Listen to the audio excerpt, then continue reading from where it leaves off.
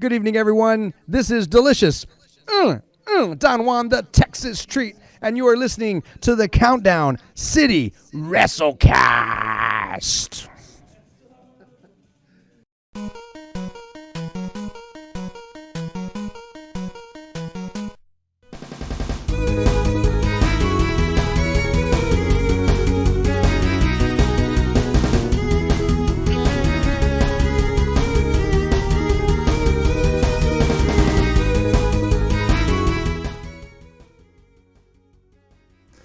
What's up, heels and baby faces? Welcome to another episode of the Countdown City WrestleCast.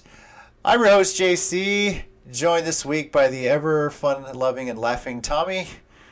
Hey, everyone. and the guy that made him laugh right before he went on the live, we got Mike. Oh, I don't know what to say, guys. I'm Mike. We're 1 month down in 2022. Electric Boogaloo all year long. Got you steady. Why the hell did that month take 200-something days to complete, man? January took three months to get through. I think. Do you remember? Because October and December blew past so far. Like, time was like, oh yeah, that's right, time. I have to do regular things. So January decided to take 5 years. Guys, I don't know if you remember this. WWE released like 6 people on New Year's Day. They've been wrestling for 2 weeks already.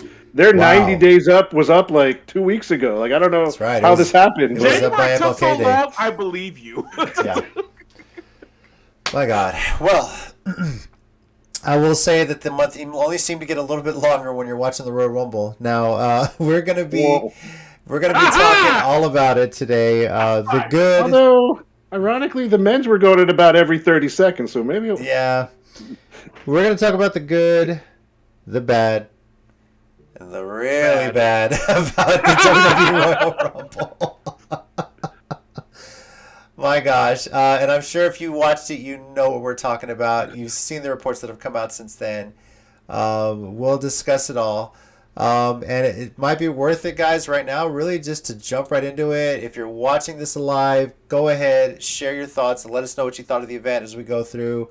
If you're checking us out afterward, leave a comment here, or you can also tweet them at us at @CCG_WrestleCast. It's right underneath Tommy right there. So, all right. The Rumble itself started off pretty damn well. Okay, I was going to say, let's start with the positives, right? Yes, let's go positives, because if we start with the negatives, we're going to go on for about 2 hours. But, the positives, the opening. Now, they always say if you're not going on last, you should go on first. That seems to be the prime spot, and that's the very Roman Reigns thing to do, right? So, Yeah, it is. Yeah. But that Rollins entrance, though. This might have been my favorite Seth freaking Rollins of this persona that I've seen so far. Yes. Because the entrance and his whole Joker laugh the whole night might have been the best work he's done in this persona. And I was like, and here's what I don't know, I hadn't told you guys this, but here's what I said when I saw this match. I say, this is why I feel bad for not watching WWE, because they have great people. They don't ever use them right. Yes, I think that's what we've been saying for a while. They have such great talent, but they don't use them right. And tonight was an example of when they're used right, it can be good. Yeah, I'm going to pretend. Look, I'm going to give credit. I'm going to pretend there's some writer there who came up with a good idea, and this was not just Seth and Reigns on their own. Mm-hmm. I love the story that as much as Reigns has dominated the last 2 years, Seth has his number, gets under his skin, and is the one person who his tribal chief persona doesn't work on. And as much as I honestly was not a big fan of Rollins, this kind of oily, just with the crazy suits and the cackling, like you just said, this Rollins, perfect, especially perfect against Reigns. I feel like I feel the same way about that I do about when we get to a later match. It's like, where was this the whole time? Like, it's not like Roman's having an arrogant guy or an arrogant, jackass and all that kind of stuff. But when it's done properly, and that's the worst part, Seth can do that. Oh, yeah. He could do this entire time. I was gonna say someone, but we don't know who that someone is. Backstage won't let them.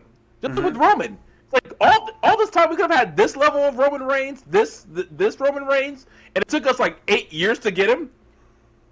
Oh. Road agent Abyss. It's all his fault. No. Bernsey, we see you. What's up, man? I would never blame Abyss for anything. That man. No, until I hear reports, he has done nothing wrong. What's going on? As far as the match itself, though, with Rollins, I mean, what we really saw was Rollins seems to be the first person that can get in Roman's head and really get him there. I mean, effectively. You guys realize this was the first time Roman Reigns has lost since his return with the nice teeth and everything. It's the first loss for heel Roman. He's never been DQ'd either, has he? Never been DQ'd. Never, it's always been getting a pin in his matches or a submission. I think you're right. I mean, if he's ever has taken a loss, he's never taken the pin. It's always been like the Usos or something like that. Sure, yeah. Like a tag team match, yeah. But in a singles thing, yeah. So technically, we all got this match pick wrong because he did take a loss on it. But we never expected it to happen this way. The way they'd been built up. This will also feed into my bad portion of the show later. But go. Okay, yeah. So, but that was an interesting finish, and the more that tells me is like, okay, Rollins isn't out of the title picture yet.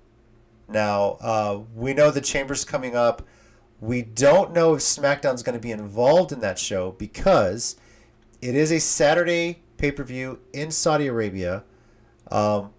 Fox really wants every SmackDown to be live on Fridays. I don't think they're going to broadcast one or tape one from Saudi Arabia. I wouldn't think. But I don't think we would see something in the Chamber unless they bring back Fastlane, which we haven't even gotten an announcement for that for a March pay-per-view. Oh, Jesus. No. Yeah. Sorry, but... I y'all know how I feel about Fastlane. Moving on. Yeah. But Rollins obviously is not out of the title picture.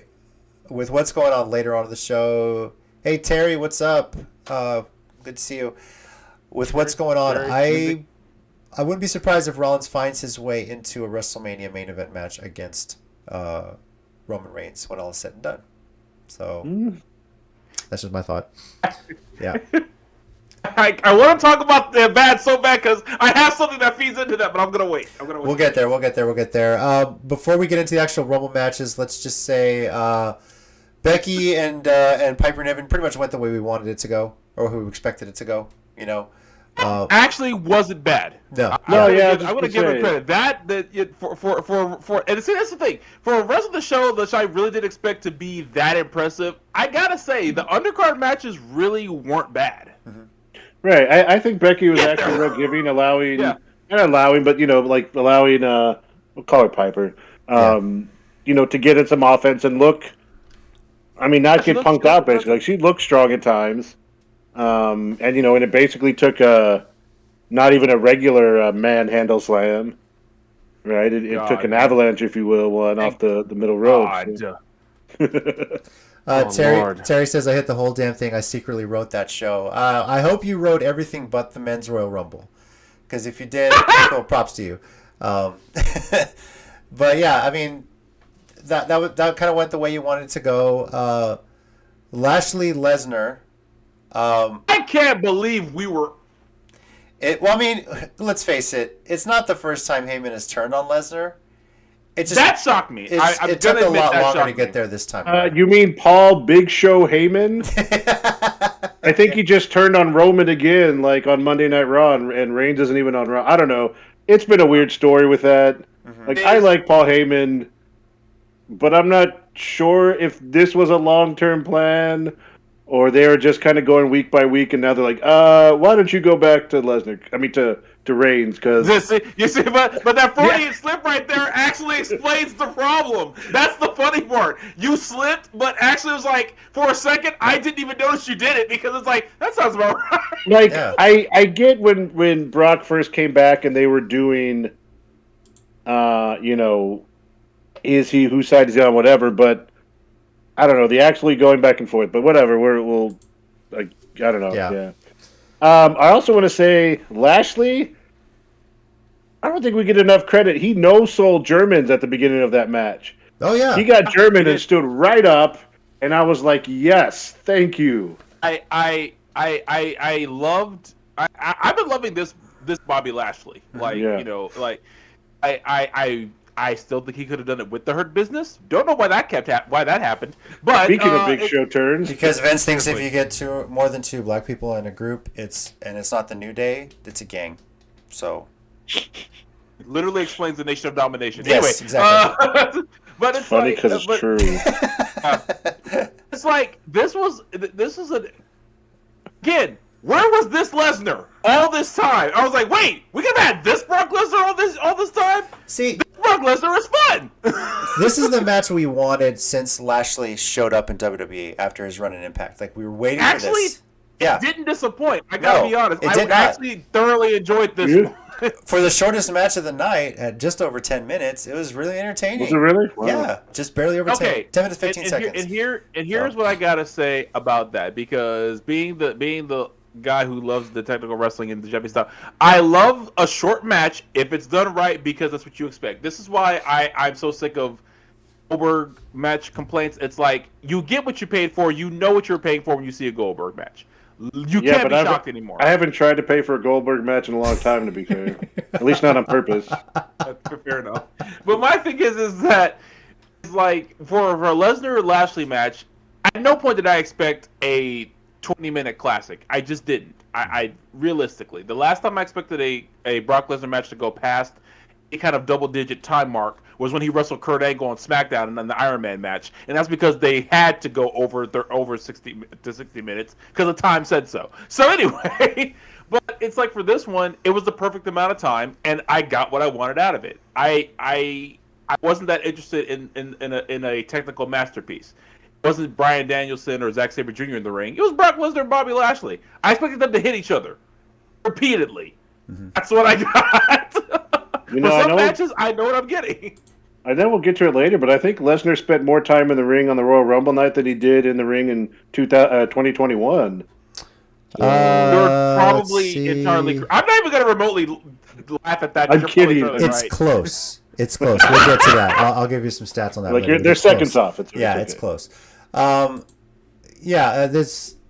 It went the way I expected it. Now, granted, you say what you want about the finish. I don't mind it so much. It did good enough to advance the story on both as far as Roman Lesnar. We seem to think that's what they've always wanted. But Lashley didn't come out looking bad winning the title, you know? Oh, because... because of what happened in the match early on. No. So that's important. That's important. And the only thing, and this is just because we've watched wrestling for so long, mm-hmm. I hate when you see the ref bump coming like 5 minutes away. Mm-hmm. And then when has Lesnar ever done a F5 where the ref just stands right there and he's like, here you go? I don't know. I know what had to happen, but you just watch it like, I don't know. Maybe they could have done it better. I don't know. It's just give it the benefit of the doubt of him like kind of panicking because it was Bobby Lashley. That's the only benefit of the doubt I can give it, and only because he had him in that Hurt Lock so long, and he was like, "Ow, this actually hurts." That's true. He did have him in the Hurt Lock for a pretty good time. So that's how I was feeling. Like he it was like the first time he because like in his mind is like, why'd you do it? The ref was right there. He's like, I don't know. I panicked. This guy's really strong. I keep forgetting he's this strong. Terry, I see your comment, and we're going to get to that, trust me, because we have a lot to say regarding that, believe me. Oh, yeah, we do. Yeah, mixed tag went really good. Yeah. It was great. The Grit couple, as they're called. Yeah, you see this comment. We'll get to it. I do want to say one thing real quick, which I thought was kind of cool, and for it was pointed out by a female, but they noted that while they did both hit spears at different times, this was one of the first times you saw a couple use the female's finisher to end the match. I thought that was pretty cool. That was. And I was like, you know what? Yeah, they both glam slammed. Yeah. I'm gonna say this right now. My dream mixed tag match is Edge and Beth Phoenix against Adam Cole and Dr. Britt Baker, DMD. That'd be amazing. That would be pretty awesome. That's one of those Forbidden Door fantasy booking mixed tag matches that. For sure. I don't know if we'll ever see in our lifetime, but yeah. Yeah. I don't know. The whole Mickey James thing does give me this much hope. Like For the Forbidden Door. Yeah. I thought you meant. I was like, yeah, I wish Nick Aldis was cooler. Is that wrong to say? I thought you were talking about the mixed match fight. Yeah, okay, that too. But but no, and actually again, that was one of the better things I liked more than I expected was that mixed tag match. And I was like, cause that's the thing about this show. It's like, okay, I see what they could do here. It's actually pretty good. It's the Royal Rumble. You're doing a good job. All you have to do is keep this momentum going. You're doing a good job. Well, let's do it. Everyone. I was just gonna say one last thing. Like even Maurice put a lot into that match. Yeah. Miz is always an MVP, and no matter what he does, and then Edge and Beth Phoenix just look like literal Vikings, incarnate. So, just a slightly off-topic thing, I'll say only Miz can get a positive tweet out of MJF. By the way, Miz apparently said in an interview he doesn't see MJF as another Miz. He sees him as his own standalone thing, doing his own stuff. And MJF gave him props. Says, "You're the greatest, man. Thank you." Like something along those lines on Twitter. Miz is just trying to get him to come over in 2020. So. You imagine the ego in that tag team? Oh my god! Oh my god! I will say this. I all joking aside, if they ever did pull that trigger, I would love to see them as a tag team then feud with each other because the promos they would cut on their opponents would be magical. The promos they would cut on each other would be scathing. Because I have a feeling like neither one of them have a ounce of shred of caring in their being. Yeah. So when they say okay, so they say okay, we're feuding. What can we say about each other? They will both literally say at the same time, "I don't care." Say the worst thing you could think of about me. I've heard it from Twitter my entire life. So. Yeah. I just since they don't have an official tag name, I just want to see them argue about Miz and MJF. Whoa, MJF and Miz. And just go back and forth, deciding which one gets their name first. And when they come down to a coin flip. Like the Super Bowl. Anyway, just to let you guys know, by the way, also MJF has upped the price of his cameo. It's now $600 if you want him to roast you on his cameo. People pay that shit. So I wish I could be that famous someday where people pay me to hate them. I mean, it's like I can't believe we're at a place in human history where it's like I want this guy to hate me so much I'm going to pay him a lot of money to do it. Mm-hmm. And again, it's MJF. He gets a pass. So all right, Women's Royal Rumble match, and let's start with one thing that was the biggest talk about it going in was Mickie James. Will she? Won't she get to use her music? Obviously, they had pretty much announced she would get to carry the Impact Knockouts Championship to the ring with her. And sure enough, she hit the ring at number 20. That was Tommy's number, by the way, on the number draw we did. And Hardcore Country was great to hear on WWE TV. In that arena. That was the crazy thing. It was it echoed so loud. I love that. And a really nice pop, too, from the St. Louis crowd. It was pretty good. With the title. I'll let it slide that they put it as the Impact Women's Champion, Mickie James, on the little graphic instead of Knockouts Champion, but it is at least they gave it props, So it's like Knockout. What are they going to call them next? Divas? Yeah. What? I don't remember. Even cooler was after the match. They did do a little WWE exclusive interview. She's carrying the title there. It's on official WWE YouTube, social media, whatever you want to check it out as well. So, it was a pretty awesome moment to see. Really decent showing in the Rumble. Was hoping she would have gotten Final Four, but if you're going to get taken out, nothing wrong with getting taken out by Lita. I agree. Lita, you can take me out anytime you want. I knew he was going to say that. I was waiting for it. I actually stopped talking so I could hear him say it. And whatever interpretation of that word you want to go with, I'm probably okay too. Take me out of a Rumble, take me out of a date, whatever. Oh my god! The second he started talking, I was like, any second now, it's coming. Okay. Look, real quick, since you're talking about Lita. I kept seeing this commercial on Peacock for an Owen Wilson, Jennifer Lopez, I think, movie, where it seems like he's a fan and he brings a "Marry Me" sign to her concert, and then she says yes, whatever. Yeah. That was my dream when JC and me and the group used to go to. How many times did I bring a "Marry Me" Lita sign to? Mm-hmm. And it was at the Freeman, so she saw it, but exactly, God, and Austin, I think, one time. So. Yeah, but fucking Matt Hardy. She had to be dating him at the time. That's Right. Quick side story. I don't know if I ever told you guys this. At an ACW show, I brought a "Marry Me, Jessica Havoc" sign. Oh, yeah.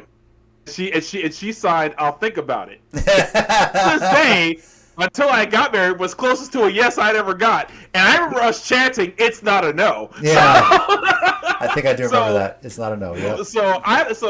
So for a hot second, and this is how I choose to believe it in my mind, I had a chance with Jessica Havoc. Mm-hmm. I don't care what the facts say. My mind says I have. So you're telling me there's a chance? The percentage is low, but it wasn't zero. Yes. It was about 0.000000. But it wasn't. Yeah, like It was there.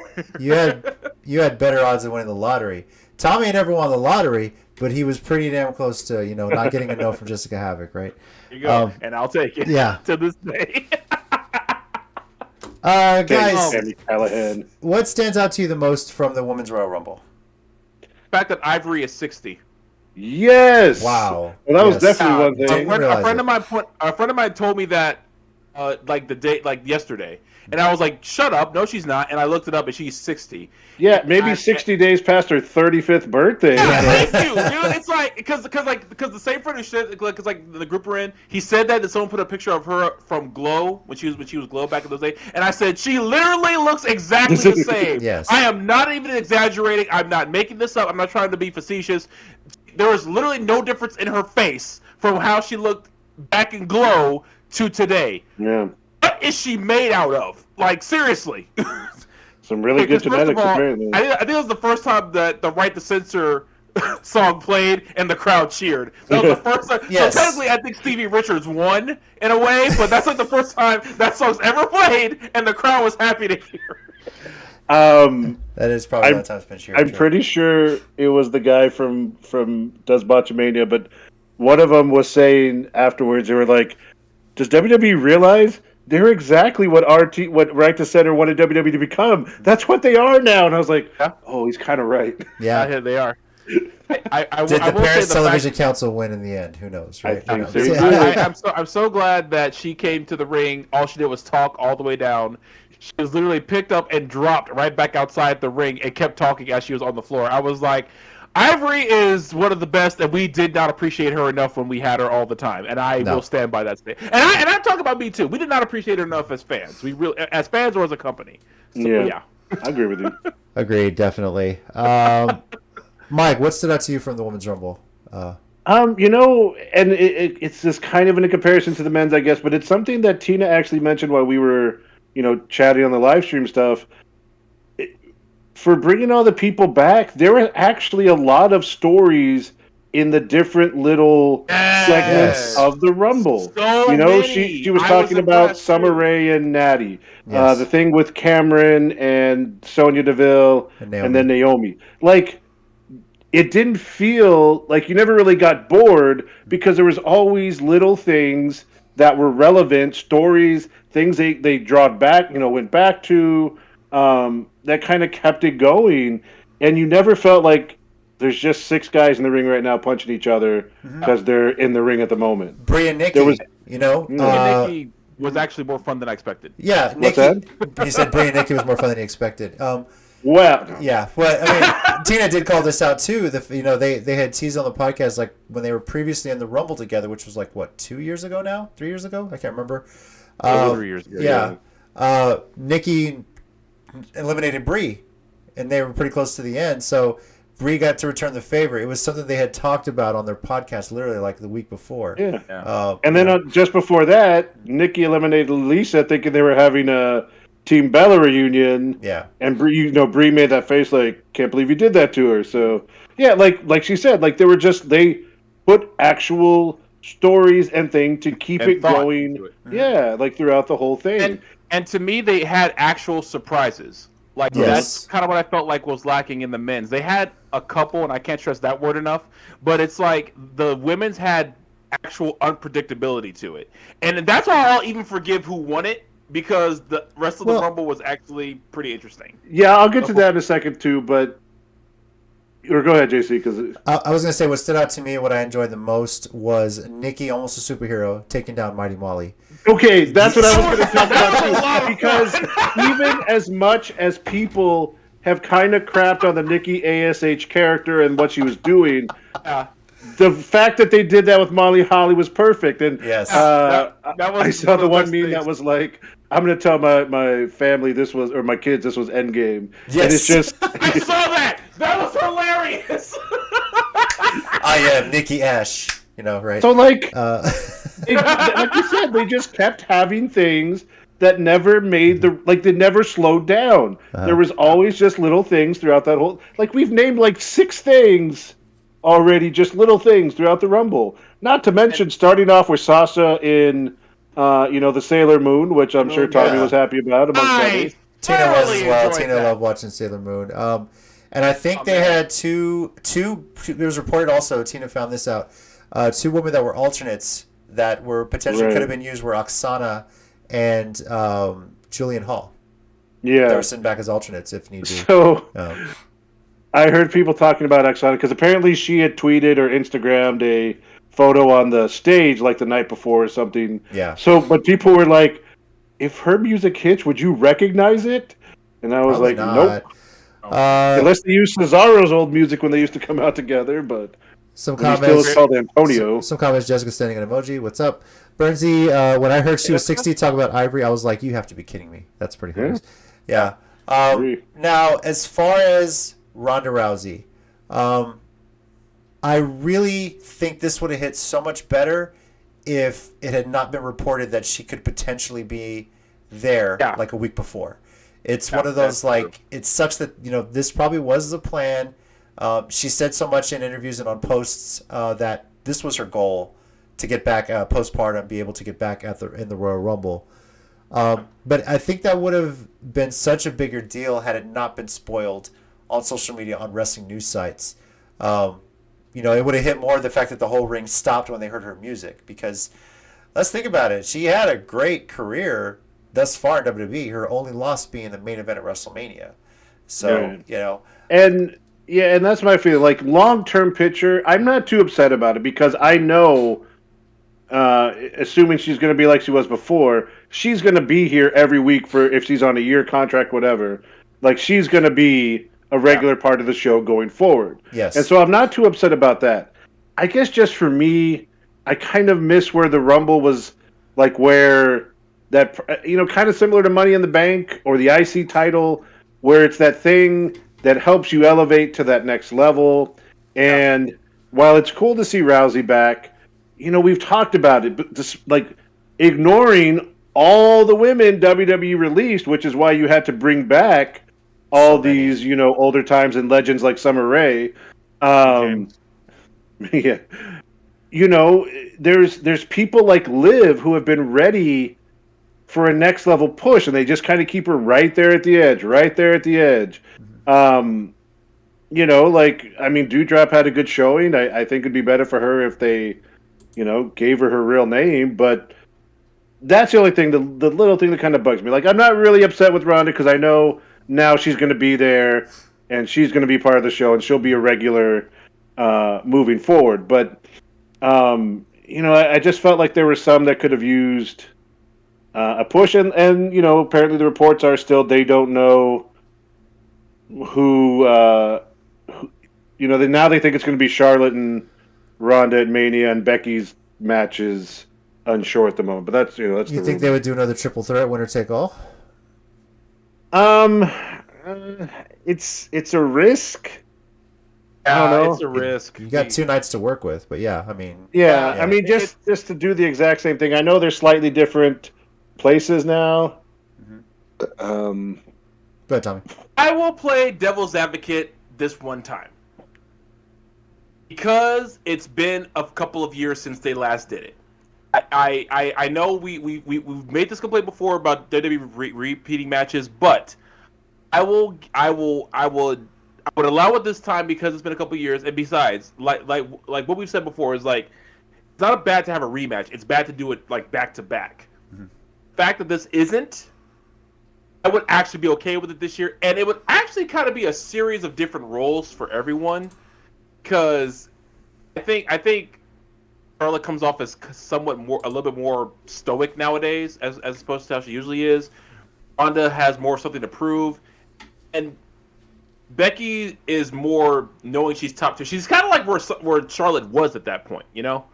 So I would forgive it this time if they redid it like that this year, only because I feel like they could get away with it more, and that way it was like, well, they just did this thing, and I was like, yeah, but considering how WWE likes to repeat stuff literally a month or a week after they just did it, this ain't that bad by comparison. And I guess in all fairness, Lesnar and Reigns are like only the second time. I remember our second time 7 years ago. Yeah. yeah. What was I going to say? Oh, I'll say this. If they want people to cheer for Ronda Rousey, you book her against Charlotte Flair. Yeah. If they want people to boo Ronda Rousey, you book her against Becky Lynch. Because I don't care how much you try and make Becky a heel, people are going to cheer for her. It's that simple. So, I agree. yeah. Yeah, it just doesn't work. Real quickly, who was the Iron Woman of the match? Who do you guys think it was? Oh, I saw it. It was... I can't remember. Was it Liv? Or she was like the second or third? It was... I think I retweeted this. Was it Liv was the second longest. Was it Natalia? No. the Rhea? Oh, Bianca. Bianca Belair. Bianca, she came in at 8 and made it to the... Yeah, she was in there. I'm ashamed of myself. She was in there 47 minutes and 30 seconds. Yeah. The next closest was... I wanted her to win so bad! Yeah, okay, I know. okay, The next closest okay. was... where is it? I just had it. Liv Morgan, 37 minutes and 20 Right. seconds. I saw, there was a tweet with her, with the three of them. It was her, Liv, and I think Natalia was third. Natalia was third, 36 Yeah. minutes and 17 seconds. And then the next closest was Charlotte at 31 minutes, 23 seconds. Okay. But real quick, Mike, I don't know if you did see this, but Ruby Soho did tweet out like 25 and 6. Yeah, 6 and Yes. 25. Yeah. That was pretty cool. Yeah. I was like, why are the Riot Squad the most wholesome thing in wrestling still to this day? Like- Just why? And see, again, and this is what you said right at the beginning, where this show was like, they're such great wrestlers, but the booking is always our complaint. Think about these, I mean, just to sidetrack for a second. These three women thrown together that didn't have any commonality other than using Ruby's last name to be called Riot Squad. Yeah. Yeah. And they became this group that, like, we were devastated when they were broken up. Yeah, like, we like, hate for real. that they're apart. They're literally, like, best friends and sisters. Like, WWE, let your wrestlers do what they do, man. Like, I stop getting in their way.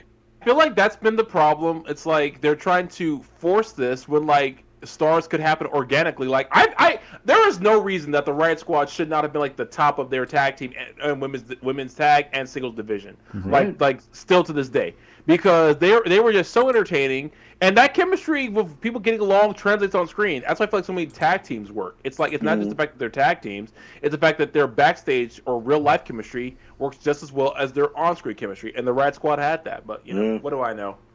So I'm just some rando on the internet according to Vince. So you know. All right, guys. Let's get to the one that kind of brought the mood down for the show, and it sucks because it's the main event. Yeah. Work with me here, guys. The men's Royal Rumble. And it was speak about ruined surprise. We talked about the Ronda surprise getting ruined from news reports, and yes, Bernsey, I know that you called it last week, but because that news report seemed to come out. But based on the results of the show earlier the night, especially after the WWE Championship match, we kind of called it on our live stream, we weren't live streaming at the time, but we were still on a live chat discussing. Great, Brock's going to be in the Rumble now. He's probably going to enter at 30, and he's probably going to win it. You know? I feel like we said that last week on the show, just in passing. Mm-hmm. I remember thinking to myself, "Oh, that's going to happen, isn't it?" And then when Brock lost, I was like, the first thing I thought was, please don't be 30. Please don't be 30. Please don't be 30. 30. And he came in at 30, and I was like, I hate literally everything. I hate actual everything. I hate the ground. air, the sky. I don't want to necessarily be someone who always makes it all about myself. But Last week I literally said, if Ronda and Brock win the Rumbles, I am not watching next year's Royal Rumble. You gonna hold to that, or is it Real gonna quick, depend on what they book next year? Here's what I've decided. I'm gonna connect this to wrestling. Okay. It all depends on Cody Rhodes. Much like Cody Rhodes said, he will never have an AEW title match. If he sticks to that by the time we get to Rumble 23, and he doesn't have an AEW title match, then I will stick to my word, and I will watch the Rumbles, maybe not the Rumble matches. Okay. But if Cody gets an AEW title shot in this storyline before then I'm breaking the rules too, and I'm going to watch it. That's what I decided. Oh my god! Oh man, I am so excited for this year. I don't know, because I don't know what's going to happen anymore. So 2022 might be a game changer. Somebody clip it. Yeah. Hey, keep Yeah. it, watch it. That's my call. Yeah. Oh man. Look, here's the thing, and we all know. Everyone has seen it. If you watched it with your own eyes, you know what it was. Terry, if you're back on, I need to step away for a second, but your comment, let's get to it. Of all the people that they used, and apparently this was rewritten 20 some odd different times, and Shane McMahon has gotten so much heat because apparently he was the lead writer of this match. Yeah, I couldn't tell. That ain't It happening. didn't seem like he was trying to put himself over at all. That ain't happening ever What do you again. mean? But Terry said, think of all the names that were not used in the Rumble. Cesaro, Ali, Yep. the Viking Raiders, King Woods, who I think is injured, so that's Yeah, I understandable. think this is. And in all fair, Ali said, "I don't want to be in your Rumble release." I was going to say, instead." Ali is Yes. understandable. He obviously did. Hashtag the- free Ali. Cesaro, Balor, the Viking Raiders, like you said. Ciampa, who I thought could have made an appearance. Yeah. Pete Dunne, LA Knight. He says he's not counting Balor because allegedly he was out of the country. Yeah. We'll see. Okay, I didn't know that. But Terry, you could keep going. I mean, there's a list of names that we could have gotten there besides Bad Bunny, who was really taking that to use his thing. There's a whole bunch. We could have definitely used Cesaro instead of Madcap Moss or Rick Boogs. Like, what is going on? Rick Boogs, how long have they been there? 2 minutes? Ridge Holland? I have nothing against Ridge Holland, but again, 2 minutes? It's like, there are so many guys who could have... So saying like earlier you said, playing devil's advocate, I hear a lot, specifically Austin Theory and Ridge Holland, right? They're like, oh, well, you always complain WWE never makes new stars. My only complaint is you have a tons of guys who are capable of being stars that you just didn't use. And so no respect to Ridge Holland or Austin Theory. Austin Theory, they're pushing hard. And I don't know, like, he's good, but I feel like he's going to get this backlash soon because they're trying to push him too hard. And He's going to have the Roman Reigns problem. Jessica said it right here. The Usos, where were they? Why couldn't they have been in the Where match? were they the entire night? Obviously they were banned from ringside during the reigns. Were they of banned Roman. from the arena? It feels like it. Wow. I mean, you have the Street Profits in its separate numbers. You could have used the Usos in this, Yeah. especially if you would have given them a moment with Lesnar at some point. Mhm. Lesnar could have gotten his hands on him. Hey, I feel like there is this. Well, I don't feel like there is a disconnect between what the Rumble used to do as opposed to what Vince is trying to make it do right now. Yeah. It's like, okay, we can easily point to the 3 times Stone Cold Steve Austin won the Rumble, but all 3 of those times he was legitimately one of the most over things in pro wrestling, not just WWE, but pro wrestling period.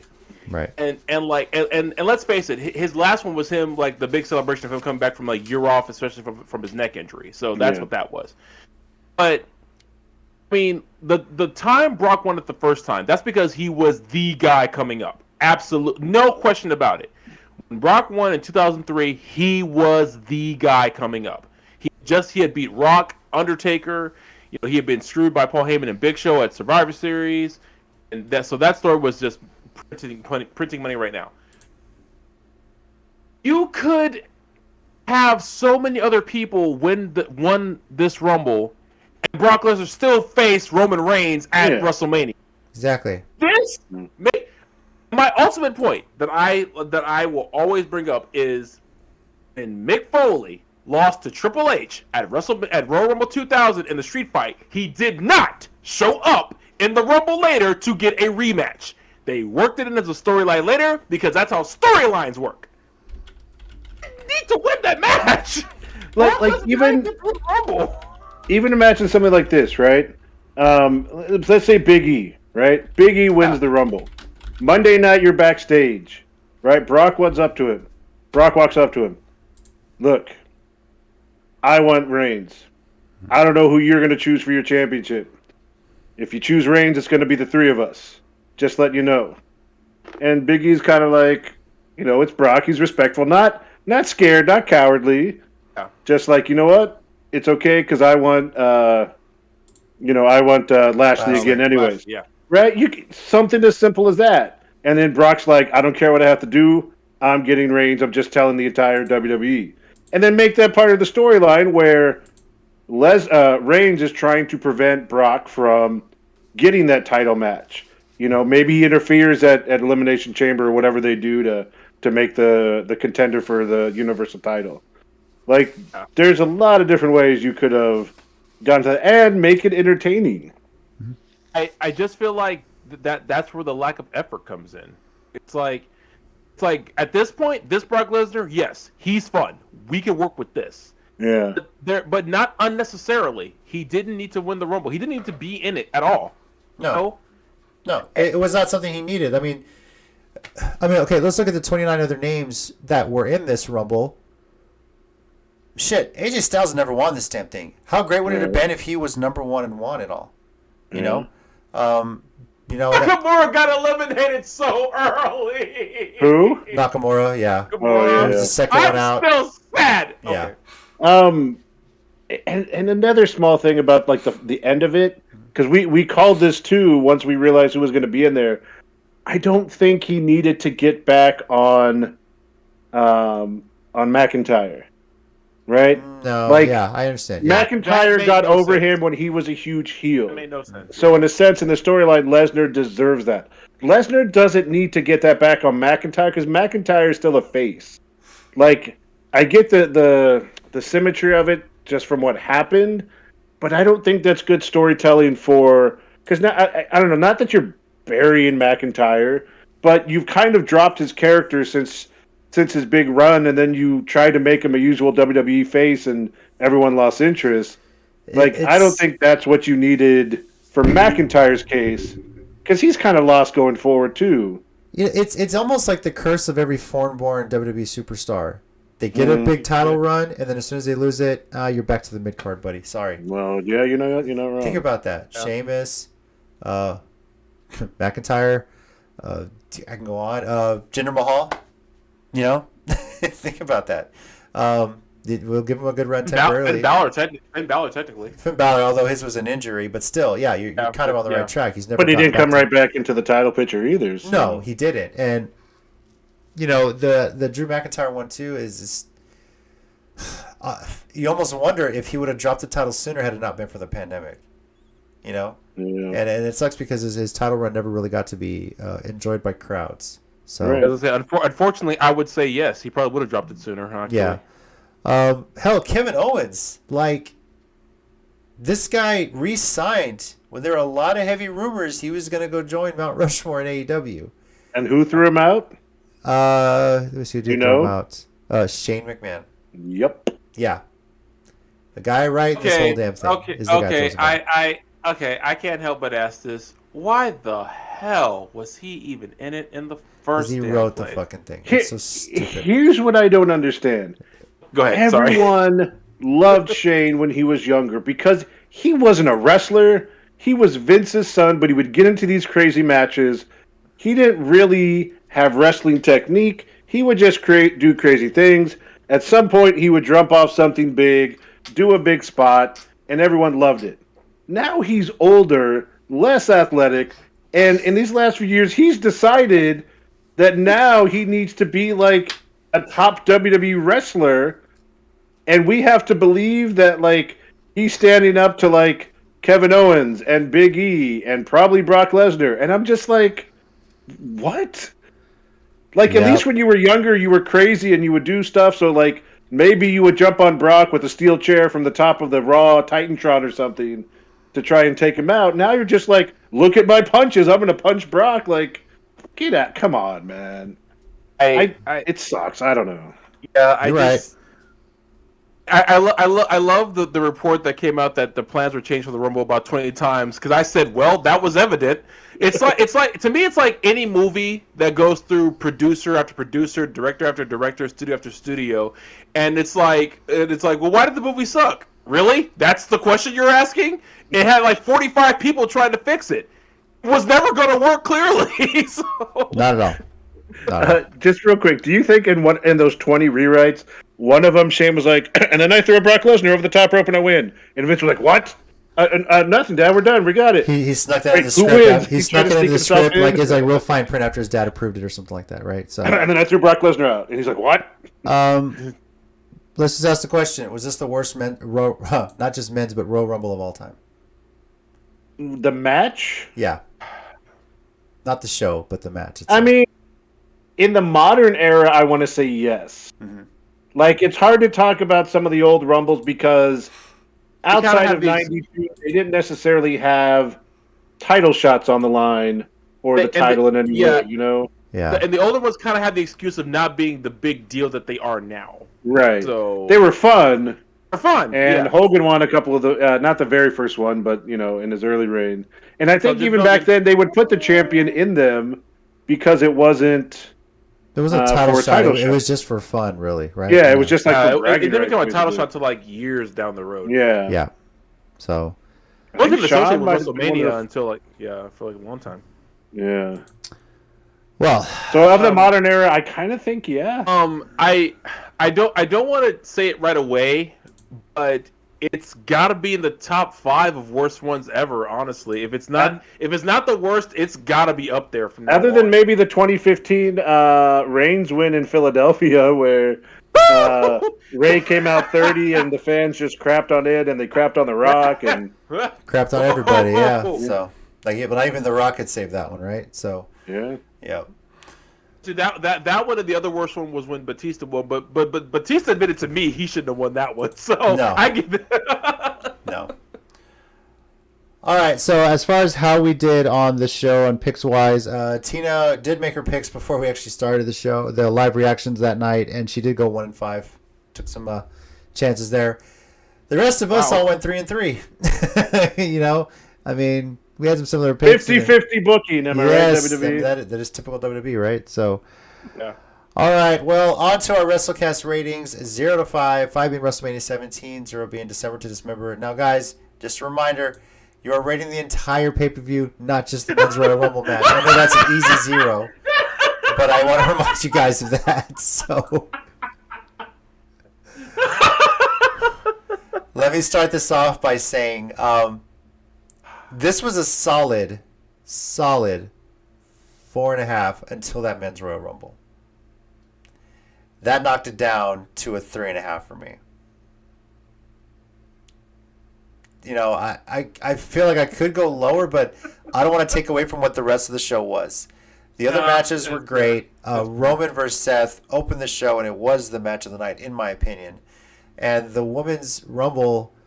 You know, there's only been a few of them, but man, they've all been great. They've all told a story. They've all, at some level, have had great storytelling to it. But yeah, let's not release so many wrestlers next time you want to actually like work a Rumble match and whatnot. So I want to know the meeting that happened right before they started playing for the Rumble. They're like, well, who are the women? Can we? Oh my God! Yeah. Look at all those names we don't have anymore. So 3.5 for me on this event.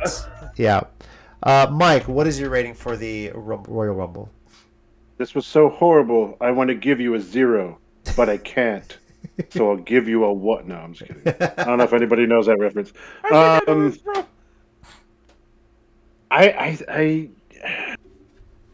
think I'm just going to agree with you and go 3.5. Okay. Again, it's a solid show, and it sucks to crap on the rest of it, but when this is where you end it... you know, no pun intended, it's almost as much as the non-exploding AEW ring of just like, Wah, wah, wah. It's the lasting image people have. Yeah. So Right. I yeah. didn't make that comparison until just now. You are absolutely Yeah. right.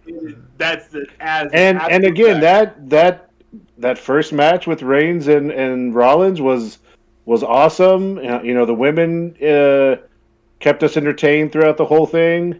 And then the next three matches after that were actually, again, not bad. They No. were pretty solid.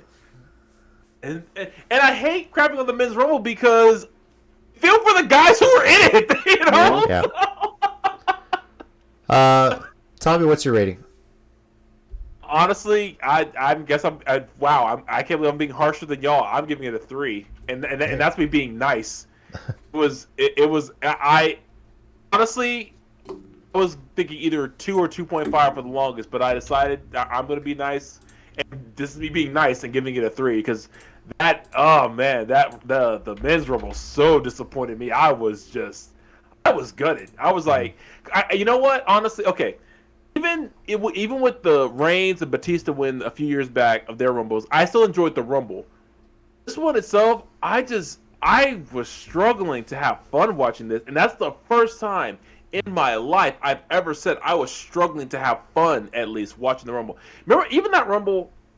Remember that one year, like that year, Kevin Nash for no reason whatsoever came back as Diesel. I thought that was just like loads of fun. It's like, oh, hey, yeah, that's fun. Until he snapped his quad. You know. Oh, wait, did he? I just assume he did. I don't know if he did. No, he didn't that night, but still, that's funny. He did dye his hair for it.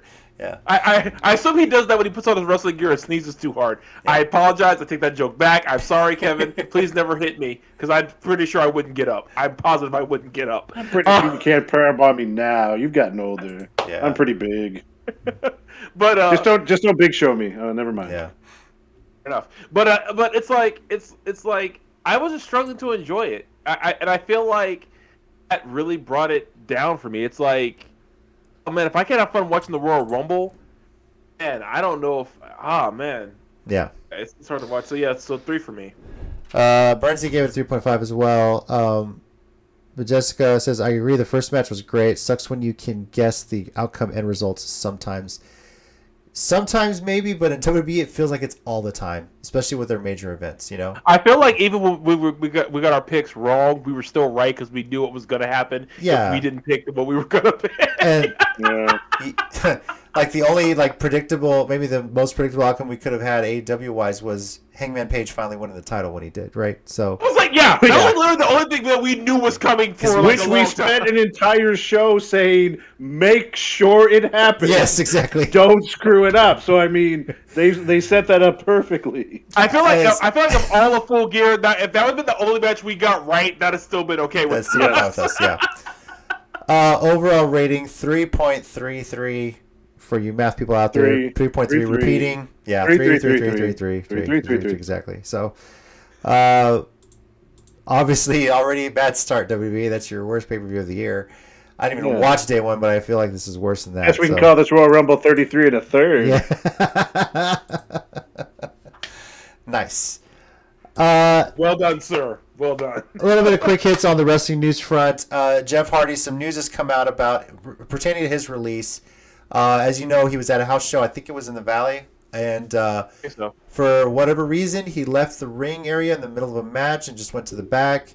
And WWE, quick to assume he was on drugs, drug tested him, asked if he'd go to rehab. He refused, so they released him. Well, guess what, guys? The drug test results finally came back, and they were negative. So they actually did try and talk to Jeff about, hey, sorry, you want to sign a new contract? We can put you in the Hall of Fame. And he's like, no, fuck you guys. And I don't blame him for that. Now, no, not at all. Potentially a lawsuit could be coming on this. Don't know. We'll see. If it does, props to you. Go for it. Hope you win. Well, here's just a quick thing that might be kind of interesting. Because if they try to pull the independent contractor thing to help their case, then on the flip side, all the times the 90 days and all this other stuff. Yeah. That's, I mean, I don't know if he's going to file a lawsuit. it's not the first time WWE has been so quick to release someone without any Sure. potential proof. See Enzo Amore, was wrongfully released too as well. So, bad move. So someone brought up like, and I admitted this was a good point, that like, you know, with his prior history, their fear was justified, and I get that. I'm not saying that their fear wasn't justified, and I'll admit that. My point is that I feel like send him home. You know, Right. like don't immediately fire him. Send him home. You know, do your drug test, but send Wait him for home. the test results. Wait for the test results. Test him for a concussion because that's really what it was. He hit his head. Like That's what it all seems, these yeah, that's all what these it is. concussion protocols. You didn't at least look at that. Like have a doctor look at it to see what's wrong. And I feel Give him a like Z-Pack. and Hi, Cole Cabana. Oh, I don't know if they say hi anymore. Sorry. I don't know. I think Tommy lost his train of thought. We're good. I'm sorry.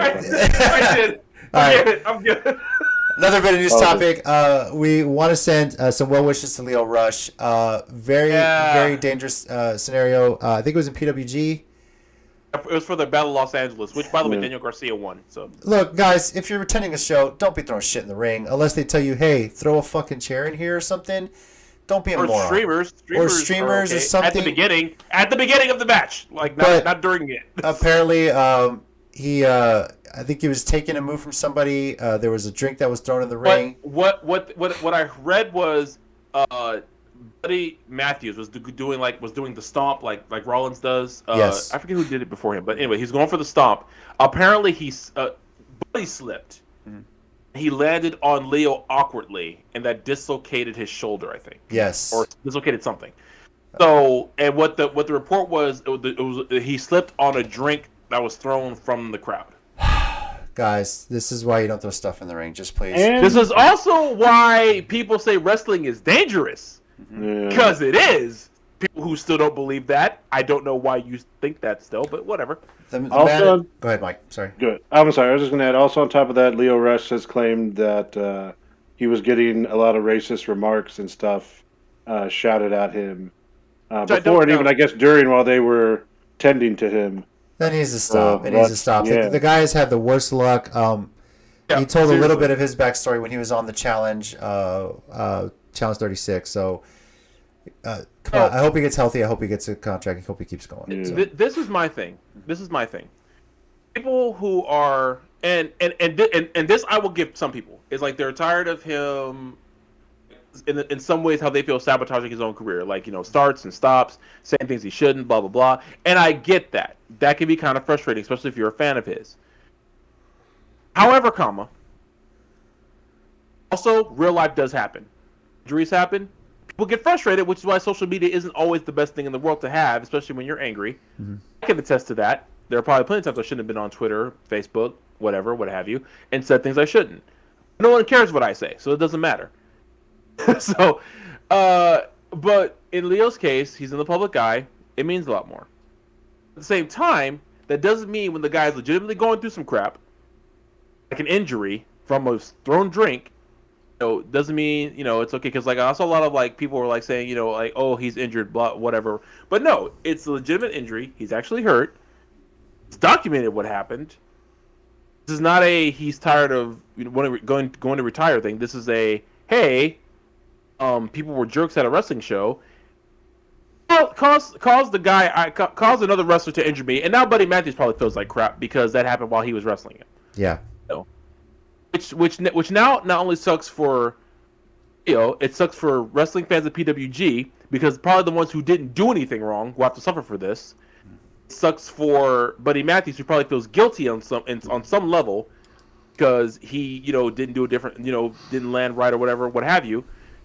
And it sucks for PWG as a whole because they are trying to come back, trying to, you know, stay out there during this pandemic and stuff that's still happening.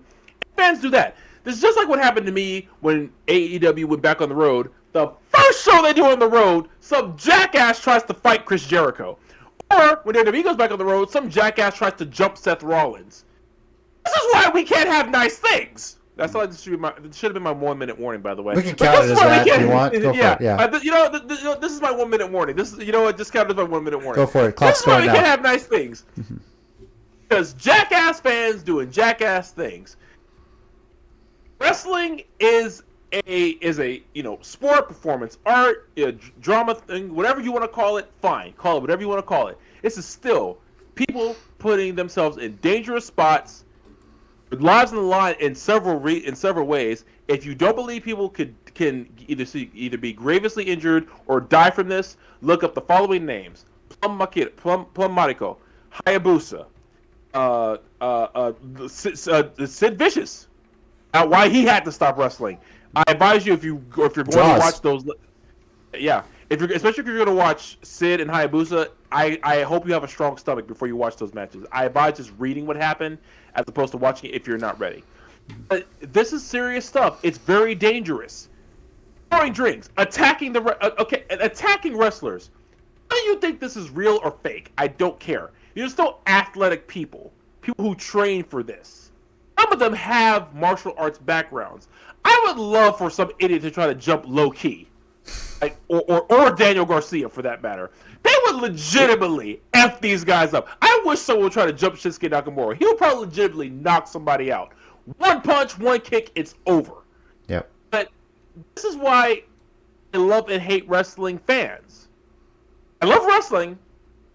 Fans get on my nerves. Like, we can't enjoy nothing no more. And this even goes back to WWE and AEW. I currently love AEW more than I love WWE. It's a fact. But I have people who love WWE. Okay, watch it all you want to. No need to be such jackasses about it. And if you don't like somebody who's a wrestler, like if you don't like Leo Rush, don't like Leo Rush all you want to. The man's injured, people. Yep. This is his livelihood. Leave him alone. Mike, do you have a 1 minute warning today? Yeah, just real quick before, dude, I want to go back to something you said, Tommy. Loki stiffs the wrestlers he's in the ring with and supposed to be working with. I can't imagine he's going to do anything nicer to a fan that tries to jump him. So, yeah, It's better if not doing that. Yep. This is a very good point. Yeah. Yeah, I got a 1 minute warning. Set. All right, so last week we mentioned this and kind of applauded the inspiration for turning down a invite to the Rumble because they're like, nah, you just released us a while ago. It's cool. We're doing our thing. And I want to shout out to a few other people, including Jeff Hardy in a way. It wasn't necessarily the Rumble, but the idea that WWE kind of operates and does whatever they want. And for the longest time, they've kind of been able to do that and then go back, oh, we're, this kind of stuff, go back. Hey, it's not a big deal. We released you, whatever, because they were the biggest and one of the most profitable places in town. And I'm kind of glad that more and more wrestlers aren't going, you know what? No, it's cool. You released us. We weren't horrible terms, but, you said you had some budget cuts as you were having the most profitable years possible. It's cool. We're going to do our own thing. Apparently, Nia Jax, was offered and she turned one down. And I heard a few other people were in talks and were just like, nah. And again, it's not that I hate WWE. I love the wrestlers. I love that stuff. But that company has just grown so big in itself and so believing in the fact it can basically do and treat these people however they want that I'm glad we're kind of at a place where some people go like, no. Like, I'm going to tell you no. I know you don't hear that very often, Vince, but I'm going to say no. We're good. You had us. You didn't use us. You said we weren't worth keeping on the roster. We were making too much money, so it's cool. We're going to move on. Mickie James, I have no problem with her showing up. It's a special case. She was done wrong. They apologized. I still think there may be a Hall of Fame coming for her soon in the same light.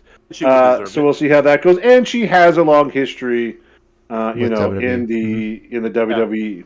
Right, I mean, she is a bona fide legend of the WWE and in wrestling in general. So, but I'm just glad that more and more wrestlers can tell WWE no because they've been able to just kind of run roughshod as long as they've wanted, and I'm glad the tables are turning a little bit.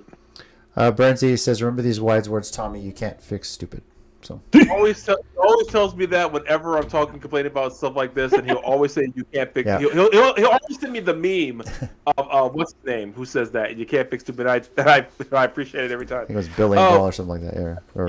White. Going back to what you said, Mike. I also think that I remember Chris Van Lent, I think that's his name. And he interviewed Darren Young the other day. Well, he's Fred Drosser now. And he said, and he said, I'd rather make 150K and be happy, make 350K and be miserable. It's like, because he said, because nothing wrong with that lesser amount. I just have to live more modestly. That extra 200,000 does not make me happier. It just makes me more miserable. And I just wasn't having fun there anymore. And there have been a few people who have said those similar words. Yeah. You're right. And this is, and I think to Mike's point, this is not us crapping on the people who decide to stay there, like how Kevin Owens tried to say. The guys still, I mean, the people who stay still have their reasons. They still got, Cesaro. They still got their reasons. They got their families. They got things that they got to consider. So they stay for whatever reason. And again, more power to them. It's not a problem with them. Problem with the company. Yeah. Ron White Burns. Yeah, Ron White. Thank you very much. Terry says no clue how they're going to fill 2 days to meet it. Yeah, we'll see. Man, yeah. I said this. I was like, do they have the roster for that anymore? All right. As for me, I'm going to take this one where, and I forget who it was that said this, but somebody came out there and said that Becky Lynch, when she got pregnant a couple years ago, needed to apologize. And whoever it was that said it sounds like something Jim Cornette might have said. I'm going to be honest with you. Sure it wasn't Bully Ray. But... Yeah, no, it wasn't Bully Ray this time. But that person needs to apologize to Becky Lynch. Matter of fact, you should also apologize to Maurice, Beth Phoenix, Mickie James, Brie Bella, Nikki Bella, Ronda Rousey, Sarah Logan, and Michelle McCool. Because all 10 of those women are mothers, and they competed in the Rumble event this past weekend. So for anyone to say that, you can't go off and have a baby and still come back and still do this, bullshit. Because these 10 women just prove that you can. In some cases, much sooner than people would have anticipated. I also don't think a woman should apologize for getting pregnant if that's what she wants, because it's her body. That's such a weird thing for someone to say. Exactly. Shout out to all these women that competed. Shout out to Rhonda as well, who posted pictures of on her Instagram of herself in the trailer, getting glammed up for the show, holding her baby, feeding her baby too. Why those pictures are controversial, I have no idea, but. Shout out to all 10 of these women who telling a mother what they can't do anymore feels like the ultimate Chad move. It's like, bro, no, and you're not masculine for doing that, bro. Most importantly, none of these 10 women are the reason why people have been shitting on this event. That's the best point you could have possibly. All right. If anything, again, the women saved this show. If anything. Also. WWE in the 2040s is going to be lit. We look forward to that. Oh man, I can't wait, bro! Like for real. I can't wait to be that old man at wrestling show. Yeah, I remember when this was this. I just want to see all these parents that have had kids in the corners of their children. Right. Oh man, I want Becky and Ron in the corner of their kids. Well, thank you everyone for joining us. And Terry, they all did very well. Exactly. Hendrix, what's up? We're wrapping up the show here. What's up, Hendrix? That's my boy. Thank you everyone for let us know if you're catching this after the fact what your thoughts are on the Royal Rumble event, not just the men's match. We know everyone hates that match, unless your name is Shane McMahon. But let us know what your thoughts are of the event itself. The whole event. Yes, the whole event. As far as us next week. Unless there's some crazy, catastrophic, huge wrestling news that gets released over the next week, and believe me, it does happen. We're gonna take a little break from the WrestleCast. January was long enough as it was, right? The only reason I'm laughing as hard as I am is because Terry, the week, I think 1 week when we said we were gonna do anything next week, all of a sudden they released everyone, and he texts me. He's like, every time y'all say you're not gonna have a show, because then it's going on, something happened. Look, Terry, I see you out there. Believe me, stay on our Twitter account, @CCG_WrestleCast. We'll let you know if we're going to be having a show. Just follow us on there. Hendrix, rest in peace, Kofi Streak. And honestly, I don't blame Kofi for watching that. He didn't want to be a part of that fucking match any more than anybody else probably did, too. He's probably like this year. He's like, can I just leave? Can I just eliminate me? So stay tuned to our Twitter, @CCG_WrestleCast. And Terry, you might appreciate this. My daughter's doing a fundraiser, Super Bowl Squares. So if you want to buy them to support her softball team, they need some money for uniforms and registration fees. Much appreciated. I saw you out there on your Facebook hitting some slow pitch balls, and I might need to work out with you because I have an alumni tournament coming up as well from high school. So anyway, if we're out on next week, in 2 weeks we will preview WWE's Elimination Chamber event and Impact No Surrender, which are taking place on the same day. How is that going to work? Well, not in the same country. Not in the same country, no. So, Hendrix, appreciate you being... Hendrix, Jessica, Terry, Bernsey, thank you very much for jumping in, commenting, and everything. We do appreciate it. RCW is this weekend, their 20th anniversary. Yes, RCW's 20th anniversary is this weekend. The return of the Texas Treats. And oh, by the way, a month from this Saturday, we'll also see RCW. Returning to RCW is Scarlett Bordeaux, who has been booked for the March 6th event. Ironically, my birthday weekend. So, yeah. Thank you, everyone. We do appreciate it. Over here, we got Tommy. Thanks, guys. We got Mike. Thanks, guys. Be good to each other. And I'm JC. And as always, heels and baby faces, remember, pro wrestling is real.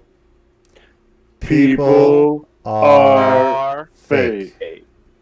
But not as fake as Shane McMahon's Royal Rumble booking skills. We'll see you guys later. Oh.